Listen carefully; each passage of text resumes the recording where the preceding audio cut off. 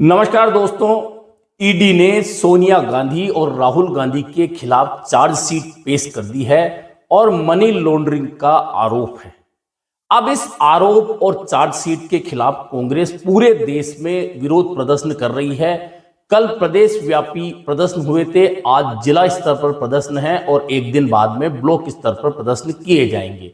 यह तो एक राजनीतिक तरीका है किसी भी बात का विरोध करने का, लेकिन अब चूंकि चार्जशीट जब दाखिल कर दी जाती है तो फिर सवाल यह उठता है कि कोर्ट में जब यह मामला जाएगा तो क्या वह जो चार्जशीट एक्सेप्ट की गई है और उसके अंदर जो आरोप लगाए गए हैं, जो धाराएं हैं, वे कोर्ट में टिक पाएंगी या नहीं टिक पाएंगी। और अगर टिक पाएंगी वे धाराएं तो क्या आरोपी नंबर 1 सोनिया गांधी जिन्हें बनाया गया है और दूसरे नंबर के आरोपी राहुल गांधी को बनाया गया है, क्या उन्हें सजा होगी और सजा होगी तो कितनी सजा हो सकती है? यह अब वह कानूनी सवाल हैं जिन पर तमाम देश की नजरें टिकी हुई है। अब इस पूरे मामले में कांग्रेस लगातार कह रही है कि एक बनावटी मामला है और जिस नेशनल हेराल्ड और यंग इंडिया कंपनी को लेकर आरोप लगाए गए हैं उसमें से गांधी परिवार के किसी भी सदस्य ने 1 रुपए का भी लेन देन नहीं किया, तो फिर मनी लॉन्ड्रिंग का केस कैसे बन सकता है? यह सफाई है कांग्रेस की। लेकिन बात यह तो सब कोर्ट में साबित करना पड़ेगा। सबसे पहले तो ईडी को यह बात साबित करनी होगी कि यह मनी लॉन्ड्रिंग का केस है और मनी लॉन्ड्रिंग के केस में सोनिया गांधी और राहुल गांधी दोनों दोषी हैं, आरोपी हैं। और अगर कोर्ट ईडी की दलील को मान लेता है तो फिर दोनों को सजा हो सकती है। यह तो एक पहलू है। दूसरा, कांग्रेस जो बात कह रही है, कांग्रेस की ओर से जो वकील या सोनिया गांधी और राहुल गांधी की तरफ से जो वकील कोर्ट में अपीयर होंगे वे इस बात को शामिल कर देंगे कि नहीं, यह मनी लॉन्ड्रिंग का केस नहीं बनता और दोनों सहित किसी ने भी जो डायरेक्टर इस मामले में है कंपनी में, उन्होंने कहीं भी यह फायदा नहीं कमाया है 1 रुपए का। अगर वे साबित करते तो फिर कोर्ट इन दलीलों में से किसकी दलीलें मानता है, उस आधार पर किस तरह से फैसला करता है, यह देखना बहुत महत्वपूर्ण होने वाला है।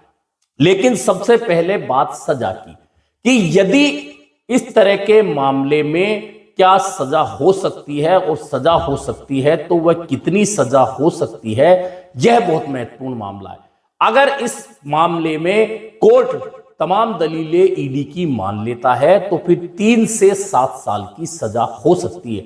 दरअसल मनी लॉन्ड्रिंग के जितने भी जो केस हैं ईडी की ओर दर्ज होते हैं उनमें अरविंद केजरीवाल को जेल हो चुकी है, के कविता को हो चुकी है, सत्येंद्र जैन को हो चुकी है, मनीष सिसोदिया को हो चुकी है, हेमंत सोरेन को हो चुकी है। ये वे राजनीतिक चेहरे हैं जिन्हें मनी लॉन्ड्रिंग केस यानी पीएमएलए जो केस बनाए जाते हैं उनमें सजा हो सकती है। और अगर इनमें किसी की गिरफ्तारी होती है तो उसे जमानत मिलना बड़ा मुश्किल होता है क्योंकि इसमें धाराएं ही ऐसी है। ऐसे में अब बहुत महत्वपूर्ण सवाल है कि क्या केंद्र सरकार, क्योंकि केंद्र सरकार का नाम इसलिए यार आप कहेंगे तो ईडी का मामला, तो केंद्र सरकार क्या कर सकती है? तो दरअसल ईडी केंद्र सरकार के अधीन आती है, गृह मंत्रालय के। ऐसे में केंद्र सरकार पर यह आरोप लगातार लगते रहे। सिर्फ कांग्रेस नहीं, तमाम राजनीतिक दल जो विपक्षी हैं उन्होंने आरोप लगाए हैं कि एक भी बीजेपी नेता पर आज तक ईडी का कोई केस दर्ज नहीं हुआ। ईडी ने पूछताछ नहीं की, क्या वे सब दूध के धुले हुए हैं? और सिर्फ विपक्षी नेताओं को निशाना बनाने के लिए ही ईडी का, सीबीआई का और इनकम टैक्स का इस्तेमाल होता आया है। अब इस बात की कितनी सच्चाई है, तो इसकी सच्चाई खुद केंद्र सरकार ने लोकसभा में पेश की थी और उस सच्चाई को देखकर आप खुद समझ जाएंगे कि किस तरह से केंद्रीय एजेंसियों का इस्तेमाल वास्तव में राजनीतिक रूप से होता है। तो 2024 में लोकसभा सत्र के दौरान एक प्रश्न के जवाब में केंद्रीय गृह राज्य मंत्री नित्यानंद राय ने एक उत्तर दिया था कि ईडी ने कितने केस दर्ज किए हैं। तो अब आप केसों की संख्या सुन लीजिए। केसों की संख्या 2014 से 2024 के बीच, यानी कि जब से केंद्र में भाजपा की सरकार आई है तब से लेकर 2024 यानी दो कार्यकाल जो प्रधानमंत्री नरेंद्र मोदी के नेतृत्व में केंद्र सरकार के हुए हैं, उनमें ईडी ने मनी लॉन्ड्रिंग के 5,297 केस यानी कि 5,297 केस दर्ज किए थे। और अब इससे भी महत्वपूर्ण मजेदार बात यह है कि इन केसों में सिर्फ 40 केसों में ईडी दोष सिद्ध कर पाई जिन पर केस दर्ज किए गए थे। अब यह संख्या कितनी होती है, कितने परसेंट होती है, आप खुद सोच सकते हैं। और उनमें भी 3 लोग बरी हो चुके हैं। तो अब आप समझ सकते हैं कि जो आरोप ईडी पर और केंद्रीय एजेंसियों पर लगते हैं कि इनका बेजा इस्तेमाल अपने राजनीतिक विरोधियों को दबाने के लिए होता है। केंद्र सरकार का जो 2024 का उत्तर लोकसभा में दिया गया है वह साबित करता है कि 5,297 केस अगर दर्ज करे ईडी 10 साल के दौरान और उनमें से मात्र 40 में ही 2 सिद्धि हो और 3 बरी हो जाएं, तो आप सोच सकते हैं कि जो विपक्ष के आरोप हैं वे कितने सच साबित होते दिख रहे हैं इस मामले में।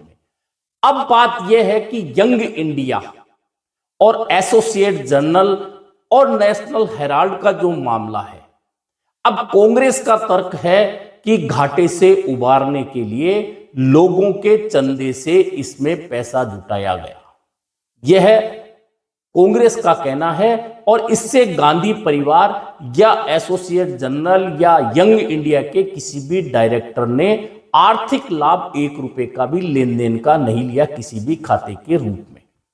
लेकिन दूसरी ओर 988 करोड़ का मनी लॉन्ड्रिंग का आरोप लगाते हुए ईडी ने इस मामले में केस दर्ज किया था। और आपको मालूम है सोनिया गांधी को पूछताछ के लिए बुलाया गया। राहुल गांधी से तो 52 घंटे तक की पूछताछ अलग अलग दिन बुलाकर इस मामले में हो चुकी है और तब भी कांग्रेस ने इसका विरोध किया था। अब एक बार फिर चूंकि अब चार्जशीट दाखिल हो चुकी है, इस मामले में कांग्रेस नेता और सुप्रीम कोर्ट के वकील अभिषेक मनु सिंघवी की दलील है कि चूंकि इस मामले में चार्जशीट दायर करने का समय समाप्त हो रहा था, इसलिए आनन फानन में ईडी ने चार्जशीट दाखिल कर दी। और यह अपने आप में एक बड़ा अजीबोगरीब मामला बनता है जिसमें 1 रुपए का भी लेन देन किसी ने नहीं किया और उनके खिलाफ केस दर्ज करवाकर और चार्जशीट दाखिल कर दी। उनसे लंबी पूछताछ की गई और पूछताछ में भी कुछ नहीं निकला। इसके बावजूद पीएमएलए धारा में केस दर्ज करके और मनी लॉन्ड्रिंग का जो केस दर्ज किया है उसमें अब चार्जशीट दाखिल कर दी। राजनीतिक विरोध अपनी जगह है, लेकिन कानूनी लड़ाई अपनी जगह है।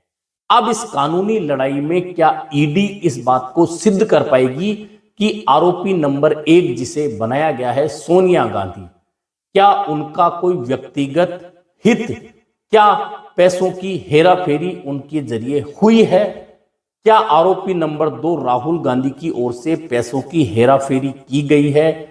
क्या मनी लॉन्ड्रिंग का मामला है? यह ईडी को साबित करना पड़ेगा। इसके अलावा जो लोग हैं सैम पित्रोदा सहित अन्य लोग जो डायरेक्टर या इन कंपनियों से जुड़े हुए हैं जिनके नाम भी चार्जशीट में है, तो क्या उन पर ईडी अपने आरोप सिद्ध कर पाएगी? या कांग्रेस जो कह रही है कि यह सिर्फ राजनीतिक मामला है और राजनीतिक प्रतिद्वंदियों को दबाने के लिए ईडी का इस्तेमाल हो रहा है, अब यह कोर्ट में दलीलों का समय होगा। लेकिन उससे महत्वपूर्ण बात यह है कि कोर्ट में मामला चलने से पहले क्या ईडी सोनिया गांधी, राहुल गांधी सहित अन्य लोगों को गिरफ्तार कर सकती है जिनका नाम इस चार्जशीट में शामिल है? इस पूरे मामले पर अब पूरे देश की नजरें गड़ चुकी है, क्योंकि चार्जशीट दाखिल होने के बाद में ईडी क्या इतना बड़ा कदम सोनिया गांधी और राहुल गांधी की गिरफ्तारी का उठा सकती है, या फिर ईडी कोर्ट में अपनी दलीलों को सिद्ध करके उसके बाद में इन नेताओं की गिरफ्तारी कर सकती है? और यह तो तय है कि अगर ऐसा होता है तो देश में राजनीतिक तूफान आएगा। अब उसमें किसका फायदा होगा, किसका नुकसान होगा, यह बात अलग है। लेकिन फिलहाल तमाम नजरें ईडी की चार्जशीट और उसके बाद कोर्ट के जरिए होने वाली सजा या मामला रद्द करने पर टिकी हुई है। अभी के लिए इतना ही, फिर मिलेंगे नए मुद्दे पर चर्चा के साथ।